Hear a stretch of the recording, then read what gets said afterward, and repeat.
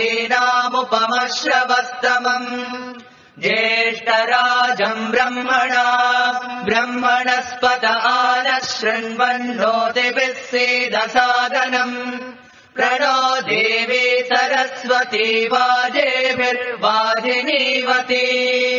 दीनामभित्रयवतो गणेशाय नमः सरस्वत्यै नमः श्रीगुरुभ्यो नमः हरिः ओम् ॐ नमो भगवते रुद्राय ॐ नमस्ते रुद्रमन्यव उतोत इषवे नमः नमस्ते अस्तु धन्वने बाहुभ्यामुत ते नमः या तैषुः शिवतमा शिवम् बभूव ते दनुः शिवा शरव्याया तव तया नो रुद्रमृडया या ते रुद्रशिवास्तनोरघोरा पापकाशिनी तया नस्तनुवाशन्तमया गिरिशन्ताभिचाकशी यामिषम् गिरिशन्तहस्ते विभर्ष्यस्तवे शिवाङ्गिरित्रताम् कुरु माहिगुंसे पुरुषम् जगत् शिवेन वचसा त्वा गिरिसाच्चावदामसि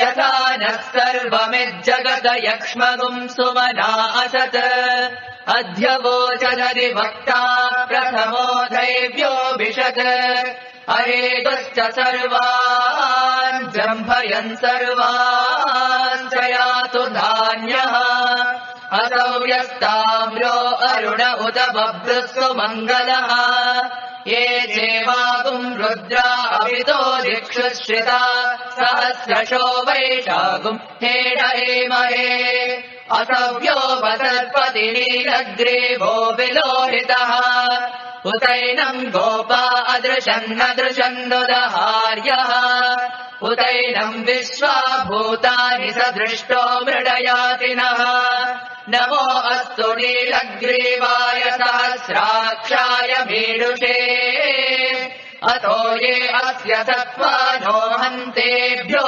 करन्नमः प्रमुञ्चदन्वनस्त्वबुभयो रात्रियोज्याम् यास्यते हस्त इषवः पराता भगवो वप अवदत्यदनुस्त्वगुम् सहस्राक्षशतेषु दे निशीर्यशल्याढामुखा शिवो नः सुमना भव विद्यम् धनुक्कपर्दिनो विशल्यो बाणवागुम् उदा अनेषन्नस्येषव आपुरस्य निषङ्गतिः याते हेतिर्मे दुष्टमहस्ते बभूव ते दनुः तयास्मान् विश्वतस्त्वमयक्ष्मया परिभुजा नमस्ते अस्त्वायुधायानातताय धृष्णवे उभाभ्यामुत ते नमो बाहुभ्याम् तव धन्वने परिते धन्वनो हेतिरस्मान् दृणक्तु विश्वतः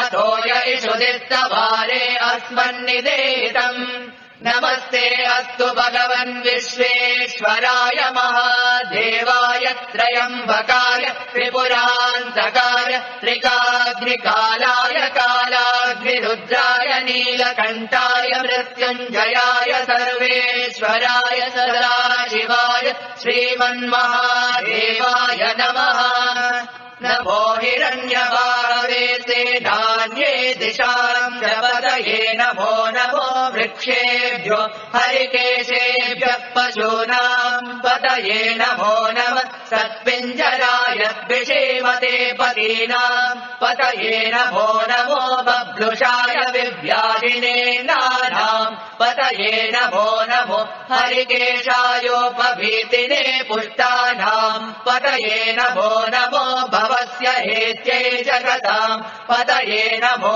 नमो रुद्राय कथाविने क्षेत्राणाम् पतये नमो नमः सूताय हन्त्याय वनानाम् पतये नमो नमो रोहिताय सपतये वृक्षाणाम् पतये नमो नमो मन्त्रिणे वाणिजाय कक्षाणाम् पतये नमो नमो भुवन्तये वारिवस्कृताय औषधीनाम् पतये पतये नमो नम उच्चैर्घोषाय क्रन्दयते पत्नीनाम् पतये नमो नम कृत्स्नवीताय धावते सत्त्वनाम् पतये नमः नमः सामानाय निर्व्याधिनाम् पतये नमो नमः सकुबाय निषङ्गिने सेनानाम् पतये नमो नमो निषङ्गिन इषुधिमते तत्कराणाम् पतये नमो नमो वञ्चते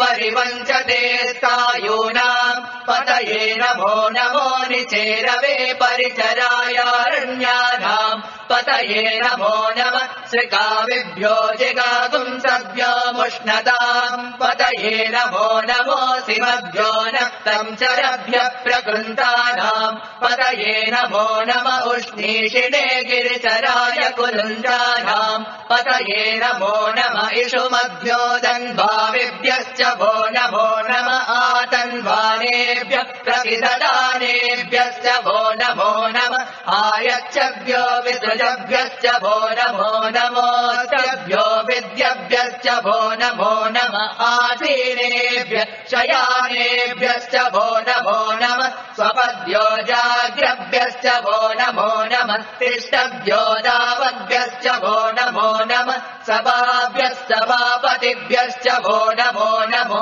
अश्वेभ्यो अश्वपतिभ्यश्च वो नमः नम आव्यादिनेभ्यो विविद्यन्तेभ्यश्च वो नमो नम उगणाभ्यस्तृगुम्हरेभ्यश्च वो नमो नमो घृत्सेभ्यो घृत्सपतिभ्यश्च वो नमो नमो व्रातेभ्यो व्रातपतिभ्यश्च वो नमो नमो गणेभ्यो गणपतिभ्यश्च वो नमो नमो विरूपेभ्यो विश्वरूपेभ्यश्च वो नमो नमो भाग्यः क्षुल्लकेभ्यश्च वो नमो नमो रतेभ्यो रतेभ्यश्च वो नमो नमो रतेभ्यो रथपतिभ्यश्च वो नमो नमः सेनाभ्यः सेनानिभ्यश्च वो नमो नमः क्षत्रुभ्यः सङ्ग्रहेतृभ्यश्च वो नमो नमस्तक्षभ्यो रथकारेभ्यश्च वो नमो नमः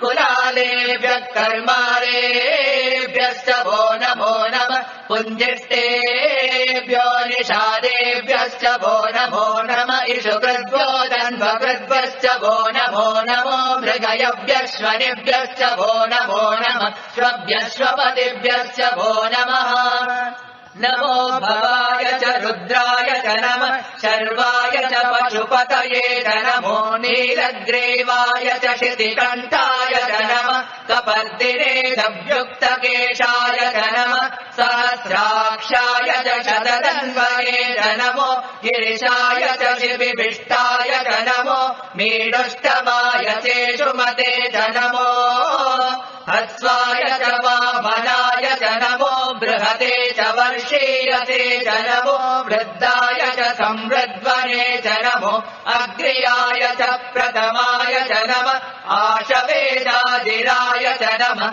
शीघ्रियाय च शीभ्याय च नमः ऊर्म्याय च वस्वन्याय च नमः श्रोतस्याय च द्वेभ्याय च नमो ज्येष्ठाय च कनिष्ठाय च नमः पूर्वजाय च परजाय च नमो मध्यमाय च पगल्वाय च नमो जगन्याय च बुद्ध्याय च नमः सोऽभ्याय च प्रतितर्याय च नमो याम्याय च क्षेम्याय च नमः उर्वर्याय च कल्याय च नमः श्लोक्याय च वसान्याय च नमो वन्याय च कक्ष्याय च नमः श्रवाय च प्रतिश्रवाय च नमः आशुषेणाय चाशुरताय च नमः शूराय चावबिन्धते च नमो वर्मिणे च वरूदिने च नमो निर्विणे च कवचिने च नमः श्रुताय च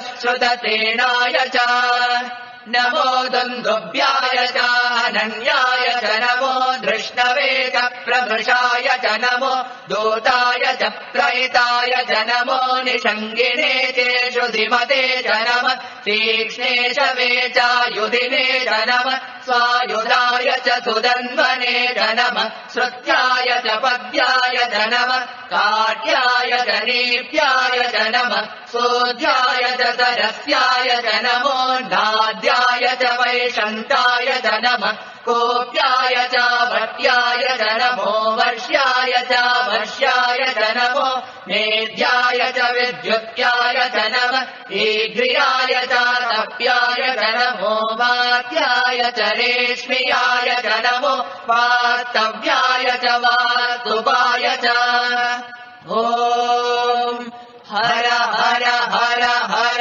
ॐ नमः सोमाय च रुद्राय च नमः ताम्राय च रुणाय च नमः शङ्गाय च पशुपतये च नमः उग्राय च भीमाय च नमो अग्रे वदाय च दूरे वदाय च नमो हन्त्रे च हनीयते च नमो वृक्षेभ्यो हरिकेशेभ्यो नमस्काराय नमः शम्भवे च मयो भवे च नमः शङ्कराय च मयस्कराय च नमः शिवाय च शिवतराय च नमः सेव्याय च कूर्याय च नमः पार्याय च भार्याय च नमः प्रतरणाय चोत्तरणाय च नमः आतार्याय च लाभ्याय च नमः षष्ट्याय च पेन्याय च नमः श्रिकत्याय च प्रभाह्याय च नमः इरिण्याय च प्रपद्याय च नमः किगुंशिलाय च क्षयणाय च नमः कपर्दिने च पुलस्तये च नमो गोह्याय च गृह्याय च नमः तल्याय च गेह्याय च नमः काट्याय च गह्वरेष्ठाय च नमो हृदयाय च निवेष्ट्याय च नमः पागुंसव्याय च रजस्याय च नमः शुष्ट्याय च हरित्याय च नमो लोप्याय चोलप्याय च नमः ऊर्म्याय च सूर्म्याय च नमः पर्ण्याय च पर्णशद्याय च नमो पगुरमाणाय च विघ्नते च नमः आकिदते च प्रकिदते च नमो वक्किरिकेभ्यो देवानागुं हृदयेभ्यो नमो विक्षीणकेभ्यो नमो विचिन्वत्केभ्यो नमः आनिर्हतेभ्यो नमः आविभक्तेभ्यः द्रापे अन्धसत्पते दरिद्रम् नीललोहिता येषाम् पुरुषाणाम् येषाम् पशूनाम् मा वेर्मा रोमो येषाम् किञ्चनामवद या ते रुद्र शिवा तनो शिवा विश्वाह वेषजे शिवा रुद्रस्य वेषजे तया नो मृणजीवसे इमागुम् रुद्राय तवसे कपर्दिने क्षयद्वीराय प्रवरामहे मतिम् यथा नः शमतद्विपदे चतुष्पदे विश्वम् पुष्टम् ग्रामे अस्मिन्ननातुरम् मृडानो रुद्रो तनो मयस्कृति क्षयद्वीराय नमसा विधेमते यच्चम् च योश्च मनुरायजे पिता तदस्याम तव रुद्र प्रणीतौ मानो मान्तमुतमानो अर्भकम् मान उक्षन्तमुतमान उक्षितम् मानो वदे पितरम् मोत मातरम् प्रियामानस्तनुवो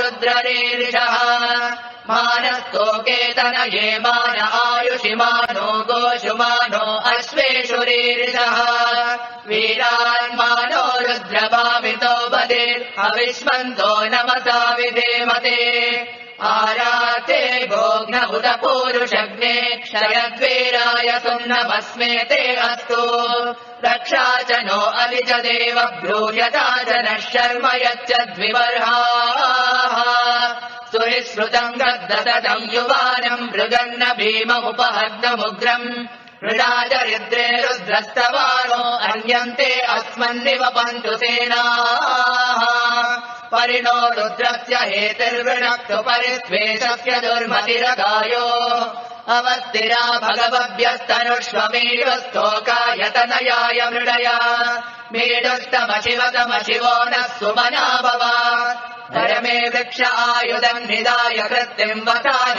आचर पिनाकम् बिभ्रदागहे विकिरिलविलोहित नमस्ते अस्तु भगवः यास्ते सहस्रगुम् हेतयोऽन्यमस्मन्निव पन्तु ताः सहस्राणि सहस्रदा बाहुवोस्तव हेतयः तासामीशानो भगवः पराचीनामुखाकृते सहस्राणि सहस्रशो ये रुद्रा अधिभूम्या तेषागुं सहस्रयोजने वदन्वानि तन्वसे अस्मिन् महत्यर्णवेऽन्तरिक्षे भवादे नीलग्रीवाश्यति कण्ठा शर्वा अधः क्षमाचरा नीलग्रीवाश्यति कण्ठा दिवगुं रुद्रा उपश्रिता ये वृक्षेषु तस्मिन् जरा नीलग्रीवा विलोहिता ये भूतानामधिपतयो विशिखासः कपर्दिनः ये अन्येषु विविध्यन्ति पात्रेषु विपतो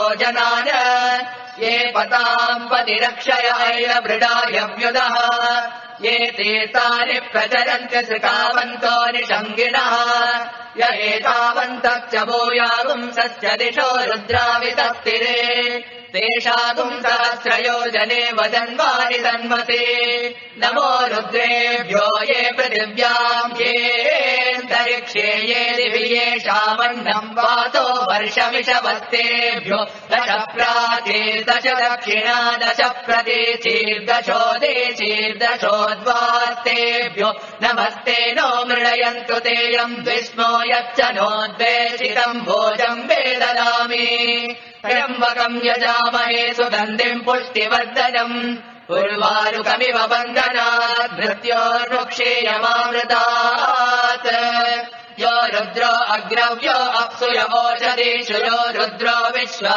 भुवना विवेश तस्मै रुद्राय नमो अस्तु एते सहस्रमयुतम् पाशा मृत्योर्मत्याय हन्तवे तान्यज्ञस्य मायया सर्वानवयजामहे मृत्यवे स्वाहा प्राणानाम् ग्रन्थिरसि रुद्रो माविशान्ततः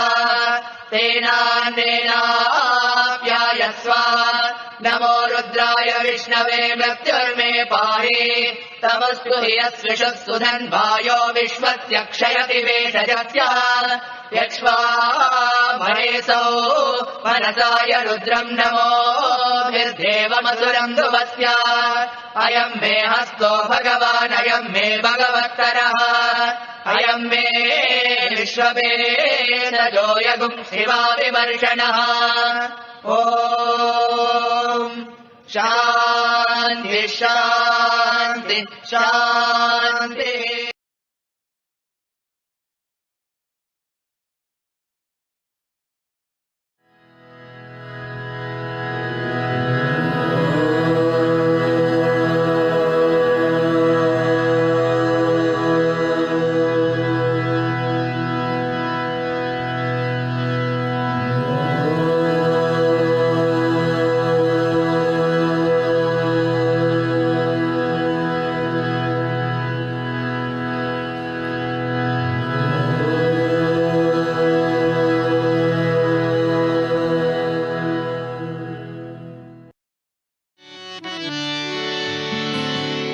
विघ्न विनाशक देवादिदेवा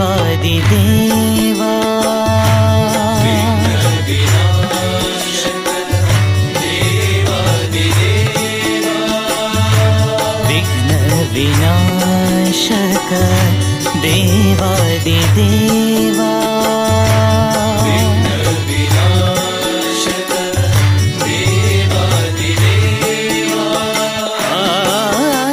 सनातन देवा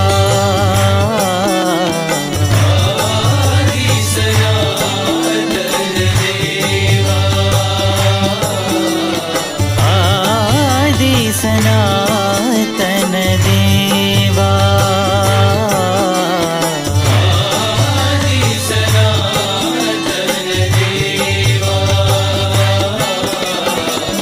प्रथम पूज्य गणनाथा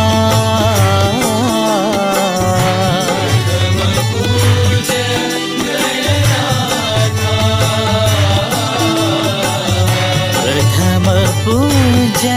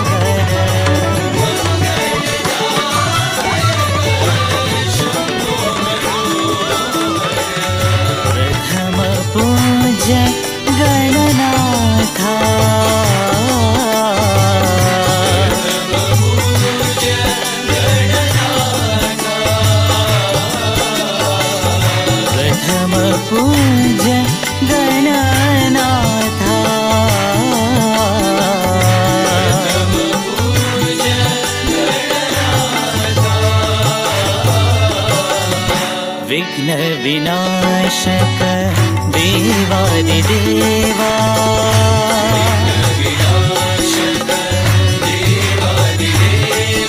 आदि सनातन देवा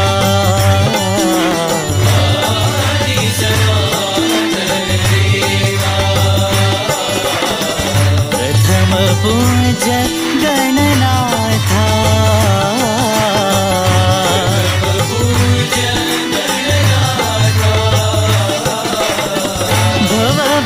भवभयभञ्जन नित्य निरञ्जन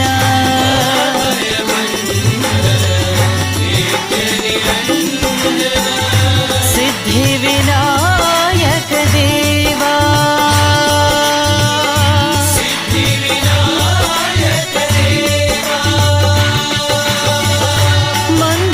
मङ्गलदायक शम्भो मनोहर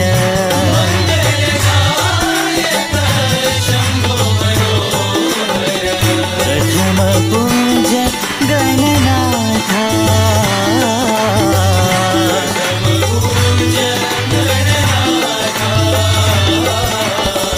प्रथम पूज्य गणनाथा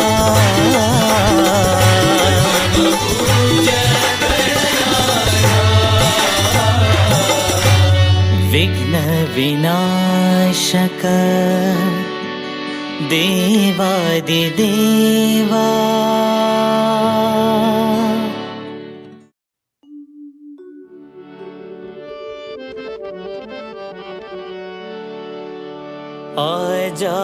आजानुबाहुम् अरविन्दनेत्रम्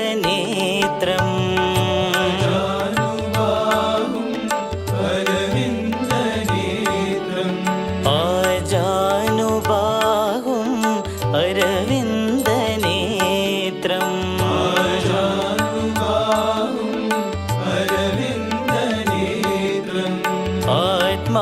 आत्माभिरामं मनसा स्मरामि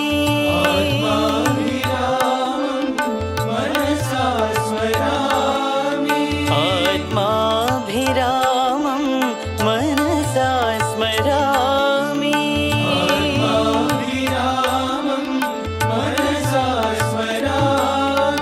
प्रभु साई रामं मनसा स्मरामि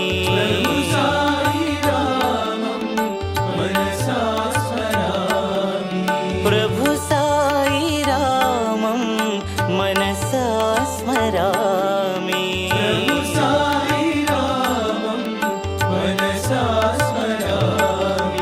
भूलोक वैकुण्ठ परतिनिवासं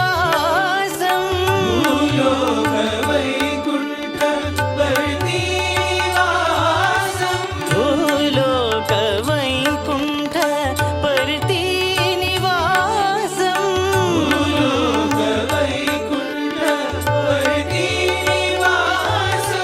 प्रभु साई रामं मनसा स्मरामि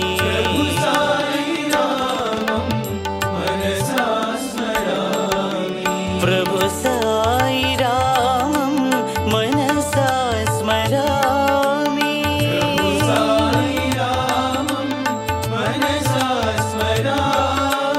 प्रभु साई रामं मनसा स्मरामि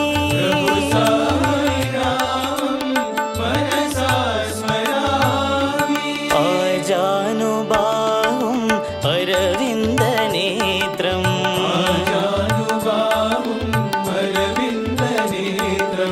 आत्माभिरामं मनसा स्मरामि प्रभु साई रामं मनसा स्मरामि भूलोक वै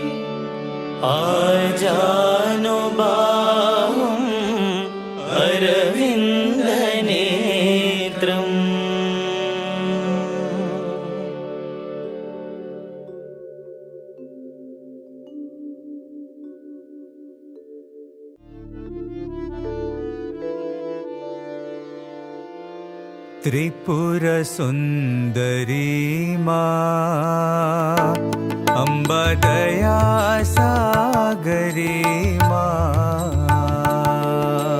त्रिपुर सुंदरी माँ अम्बा दया सागरी माँ त्रिपुर सुंदरी माँ अम्बा दया सागरी माँ त्रिपुर सुंदरी माँ अम्बा दया सागरी माँ सुंदर वदनी माँ अम्बा सुगुण मनोहरी माँ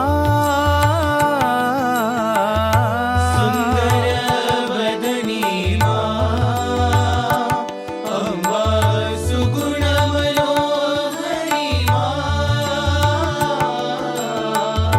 सुंदर वदनी माँ अम्बा सुगुण मनोहरी माँ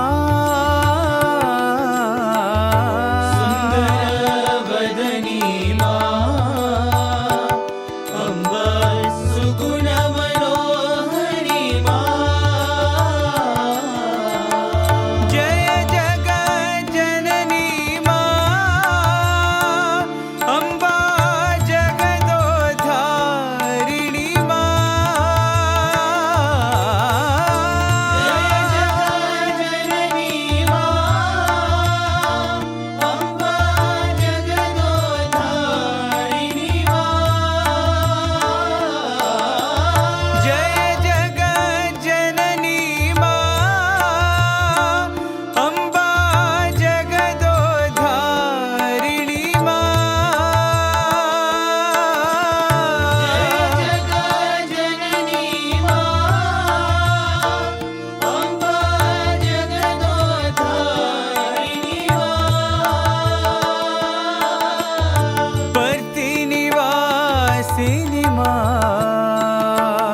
अम्बा पाप विमोचनी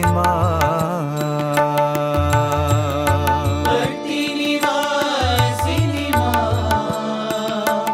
अम्बा पाप विमोचनी पर्ति निवासिनी अम्बा पाप विमोचनी पर्ति निवासिनी अम्बा पाप विमोचनी त्रिपुर सुंदरी माँ अम्बा दया सागरी माँ त्रिपुर सुंदरी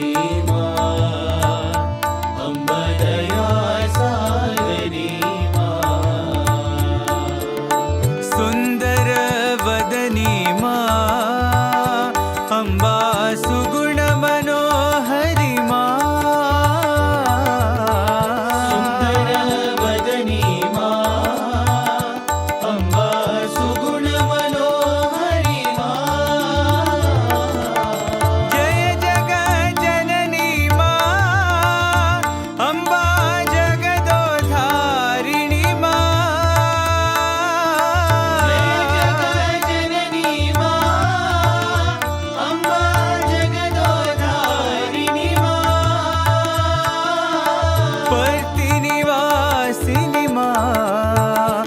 अम्बा पाप विमोचनी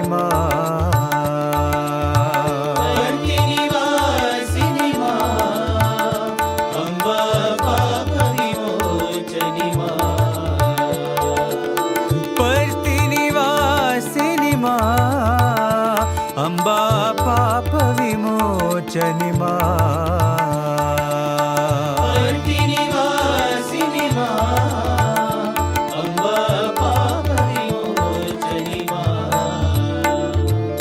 त्रिपुर सुंदरी माँ अम्ब दया सागरी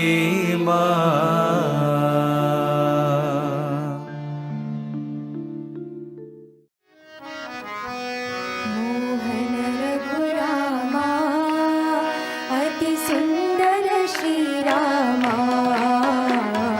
मोहन रघुरामा अति सुंदर श्री रामा मोहन रघुरामा अति सुंदर श्री रामा मोहन रघुरामा अति सुंदर श्री रामा मारुति सेवित रामा मारुति सेवित रामा मारुति सेवित रामा मारुति सेवित रामा श्री राम राम रघुरामा राम राम रघुरामा श्री राम राम रघुरामा राम राम रघुरामा श्री राम राम रघुरामा राम राम रघुरामा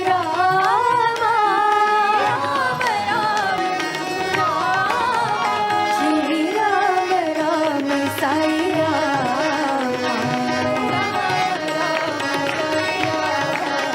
श्री राम राम साई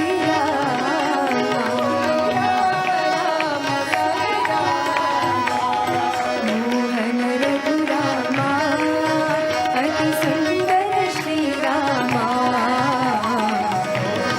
रघुरामा अति सुंदर श्री रामा मारुति सेवित रामा मारुति सेवित रामा श्री राम राम रघुरामा राम राम रघुरामा श्री राम राम रघुरामा राम राम रघुरामा श्री राम राम साई राम राम साई राम श्री राम राम साई राम राम साई राम मोहन रघुरामा अति सुंदर श्री रामा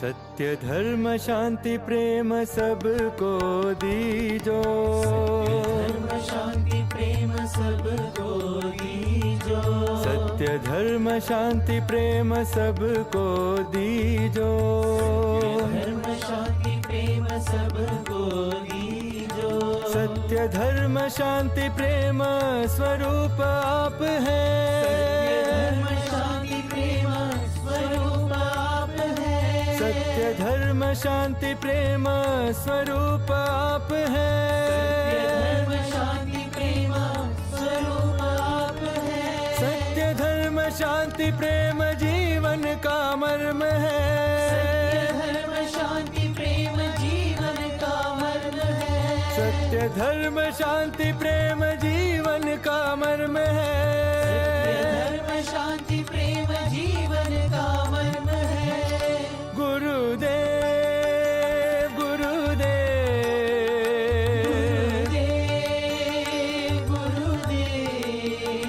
गुरुदेव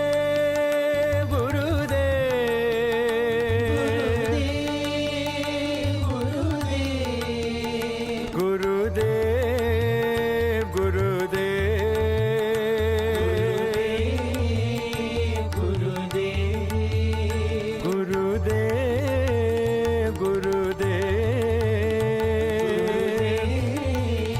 गुरुदेव सत्य धर्म शांति प्रेम सबको दीजो शांति प्रेम सबको दीजो सत्य धर्म शांति प्रेम स्वरूप आप हैं धर्म शांति प्रेम स्वरूप शांति प्रेम जीवन का मर्म है। धर्म शांति प्रेम जीवन का मर्म है। गुरुदेव गुरुदेव गुरुदेव गुरुदेव गुरुदेव गुरुदेव गुरुदेव गुरुदेव गुरुदेव सत्य धर्म शांति प्रेम सबको दीजो।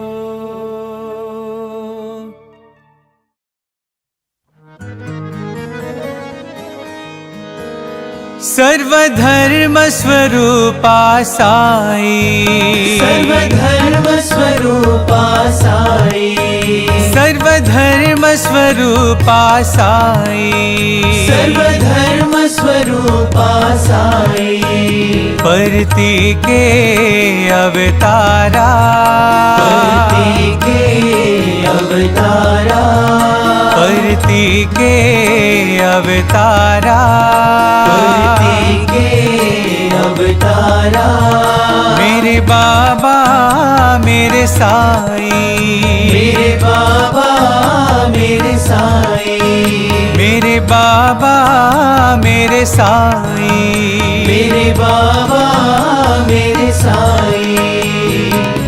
साई राम साई राम साई राम साई राम साई राम साई राम साई राम साई राम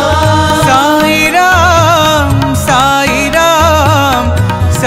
राम साई राम साई राम साई राम साई राम साई राम। हिंदू मुस्लिम ईसाई आते हैं तेरे द्वारे, हिंदू मुस्लिम ईसाई आते हैं तेरे द्वारे, हिंदू मुस्लिम ईसाई आते हैं तेरे द्वारे, हिंदू मुस्लिम ईसाई आते हैं तेरे द्वारे, मिलते हैं तेरे द्वारे, मिलते हैं तेरे द्वारे, मिलते हैं तेरे द्वारे, मिलते हैं तेरे द्वारे।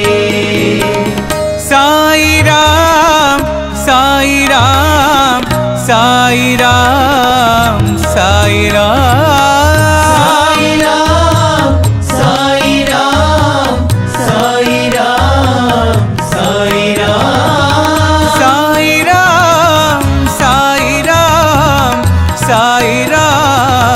साई राम साई राम साई राम साई राम साई राम। सर्वधर्म स्वरूपा साई, सर्वधर्म स्वरूपा साई, परती के अवतारा, परती के अवतारा, मेरे बाबा मेरे साई, मेरे बाबा मेरे साई। साई राम साई राम साई राम साई राम साई राम साई राम साई राम। हिंदू मुस्लिम ईसाई आते हैं तेरे द्वारे, हिंदू मुस्लिम ईसाई आते हैं तेरे द्वारे, मिलते हैं तेरे द्वारे, मिलते हैं तेरे द्वारे। साई राम साई राम साई राम साई राम साई राम साई राम साई राम साई राम साई राम साई राम साई राम साई राम साई राम साई राम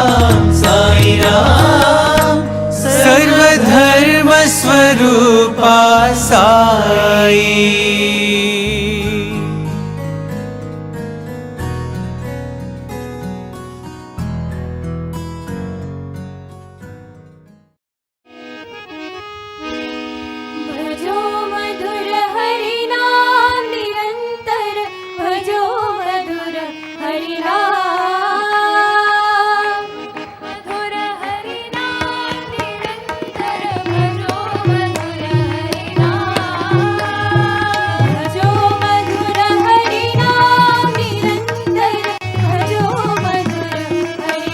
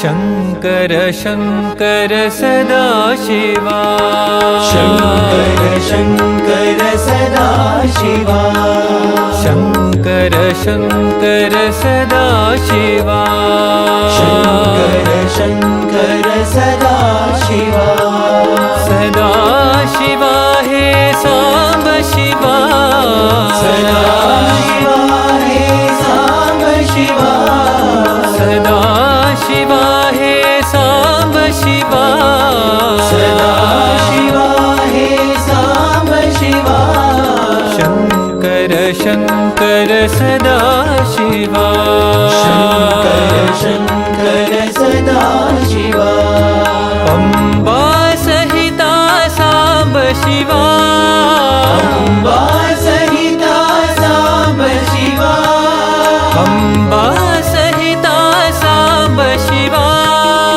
अम्बा सहिता सांब शिवा सांब शिवा हे सदा शिवा सांब शिवा हे सदा शिवा सांब शिवा हे सदा शिवा सांब शिवा हे सदा शिवा शंकर शंकर सदा शिवा शंकर शंकर सदा शिवा सदा शिवा हे सांब शिवा सदा शिवा हे सांब शिवा शंकर शंकर सदा शिवा शंकर शंकर सदा शिवा अम्बा सहिता सांब शिवा अम्बा सहिता सांब शिवा सांब शिवा हे सदा शिवा सांब शिवा हे सदा शिवा सांब शिवा हे सदा शिवा सांब शिवा हे सदा शिवा Shankar Shankar Sadashiva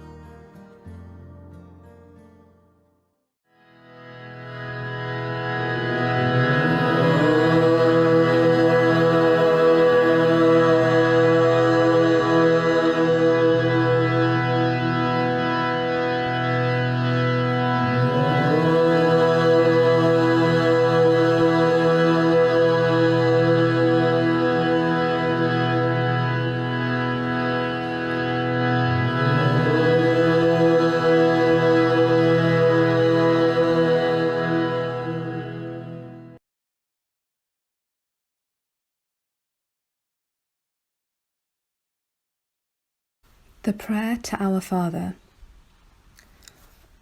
O Thou, from whom the breath of life comes, who fills all realms of sound, light, and vibration, may your light be experienced in my utmost holiest. Your heavenly domain approaches. Let your will come true in the universe just as on earth.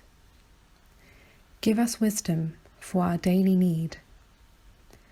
Detach the fetters of faults that bind us, like we let go the guilt of others. Let us not be lost in superficial things, but let us be freed from that what keeps us from our true purpose. From you comes the all-working will, the lively strength to act, the song that beautifies all and renews itself from age to age. Amen.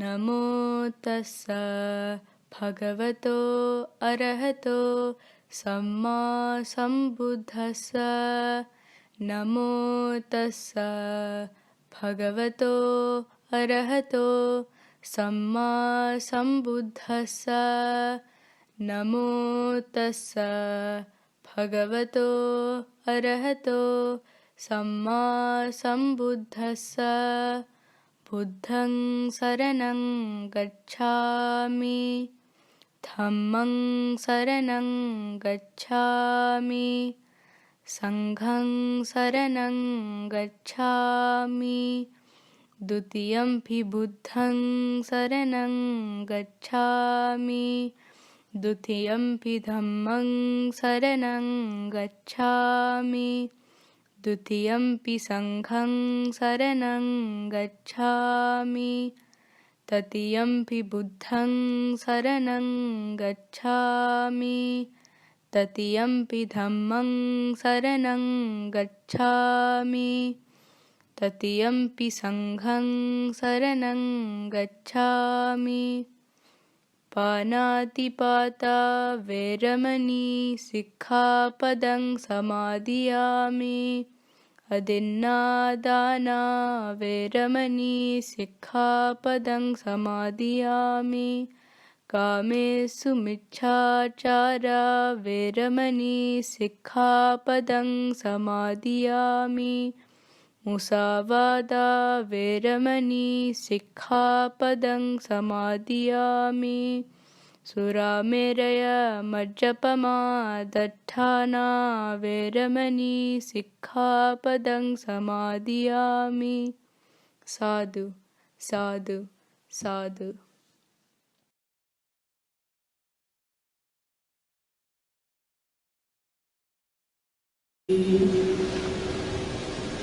ప్రేమస్వరూపులారా, embodiments of love. మానవుని యందు అహంకారం ఉండినంత వరకు ఎట్టి గౌరవమును తాను పొందలేడు. So long there is ego in man, he will never receive any respect. అహంకారమే మానవుని అధఃపతనము గావిస్తున్నది. It's only the ego that will ruin him. ఏనాడు మానవుని నుండి ఈ అహంకారం నిర్మూలమవును ఆనాడే ప్రజలు తనను అమితంగా ప్రేమిస్తారు. The day he is free from this ego, he will be respected and honored by people. ప్రపంచం యొక్క ప్రేమను పొందవలనన్నా మానవుని యందు ప్రధాన శత్రువైనటువంటి ఈ అహంకారమును మొదలు నిర్మూలము గావించాలి. In order to be loved by everybody, he should kill the ego in him. పిల్లలకు చాలా చక్కగా తెలుసు, ఫుట్బాల్ ఆడుతుంటారు. Children know pretty well, they play football game. ఈ ఫుట్బాల్ నందు గాలి ఉండినంత వరకు కూడాను అటువైపున వారు ఇటువైపున వారు కాళ్లతో తంతుంటారు. So long there is air in the football, it receives kicks from both the sides of the teams. ఏనాడు ఈ ఫుట్బాల్ నందు గాలి వెలువడనో వెలుపల వెళ్ళునో అప్పుడే ఈ ఫుట్బాల్ను చేతికి అందుకుంటారు. The day when the football is deflated, then only it will be lifted by the hands. ఈ ఫుట్బాల్ నందున్నటువంటి గాలియే అహంకారం. The air in the football is ego. ఈ అహంకారం ఉండినంత వరకు కూడాను ఇతరుల యొక్క దెబ్బలు తాను భరించక తప్పదు. So long he is egoistic, he cannot refrain from receiving kicks from all. అదే విధముగానే మానవుని యందు అహంకారం నిండి ఉన్నంత వరకు కూడాను ఇతనికి ప్రపంచం యొక్క అనుభూతులు కానీ లేక ఆప్యాయత కానీ ప్రేమ కానీ అందుకోలేడు.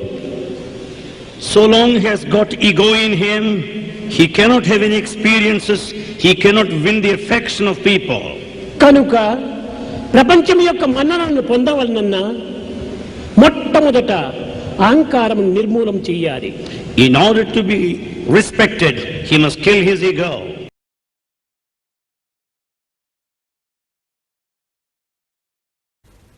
Om Shri Sai Ram. We will shortly start the meditation. Please sit comfortably with back straight and sufficient space around you. The chanting of the Sai Gayatri will be played in the background. Please do not chant along with it, as this is a session for silent meditation. Let us focus our mind on Swami and set aside all other thoughts. At the end of the meditation, there will be a 1-minute silence. Now we will start the meditation. Om Saishwaraya Vidmahe Satyadevaya Dhimahi Tanna Sarva Prachodayat. Om Saishwaraya Vidmahe Satyadevaya Dhimahi Tanna Sarva Prachodayat. Om Saishwaraya Vidmahe Satyadevaya Dhimahi Tanna Sarva Prachodayat. Om Saishwaraya Vidmahe Satyadevaya Dhimahi Tanna Sarva Prachodayat. Om Saishwaraya Vidmahe Satyadevaya Dhimahi Tanna Sarva Prachodayat. Om Saishwaraya Vidmahe Satyadevaya Dhimahi Tanna Sarva Prachodayat. Om Saishwaraya Vidmahe Satyadevaya Dhimahi Tanna Sarva Prachodayat. Om Saishwaraya Vidmahe Satyadevaya Dhimahi Tanna Sarva Prachodayat. Om Saishwaraya Vidmahe Satyadevaya Dhimahi Tanna Sarva Prachodayat. Om Saishwaraya Vidmahe Satyadevaya Dhimahi Tanna Sarva Prachodayat.